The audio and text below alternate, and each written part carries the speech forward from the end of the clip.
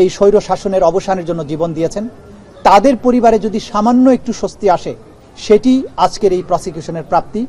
জাতির পক্ষে আমরা একটা বিচারিক প্রক্রিয়াকে সম্পন্ন করার মাধ্যমে এই জাতিকে বিচারহীনতার কলঙ্ক থেকে মুক্ত করার যে ক্ষুদ্র আমাদের প্রয়াস, সেটা যদি সফল হয়, সেখানেই আমাদের সাফল্য। আমরা মনে করি এই রায়টি কোনো ধরনের কোনো অতীতের প্রতিশোধ নয়, এটি হচ্ছে জাতির প্রতিজ্ঞা ন্যায় বিচার প্রতিষ্ঠার জন্য। এটা হচ্ছে জাতির কোয়েস্ট ফর জাস্টিস। এই রায় প্রমাণ করেছে অপরাধী যত বড় হোক, যত ক্ষমতাশালী হোক, সে আইনের ঊর্ধ্বে নয়।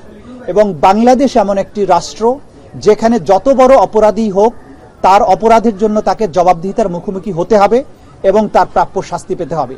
এবং এটাও প্রমাণিত হয়েছে, বাংলাদেশ সকল আন্তর্জাতিক নর্মস, আন্তর্জাতিক স্ট্যান্ডার্ড মেইনটেইন করে ক্রাইমস এগেনস্ট হিউম্যানিটির মতো কমপ্লেক্স অপরাধের বিচার করতে সক্ষম, এবং বাংলাদেশ সাফল্যের সাথে সেটা করেছে। আমরা এটাও একই সাথে বলতে চাই, যে কোয়ালিটি অফ এভিডেন্স এখানে দেখানো হয়েছে, যে ধরনের সাক্ষ্য প্রমাণ এই আদালতে উপস্থাপিত হয়েছে, বিশ্বের যে কোনো আদালতের স্ট্যান্ডার্ডে এই সাক্ষ্য প্রমাণগুলো উতরে যাবে। এবং পৃথিবীর যে কোনো আদালতে এই সাক্ষ্য প্রমাণ উপস্থাপন করা হলে আজকে যেসব আসামিকে শাস্তি প্রদান করা হয়েছে, তারা প্রত্যেকেই একই শাস্তি প্রাপ্ত হবেন।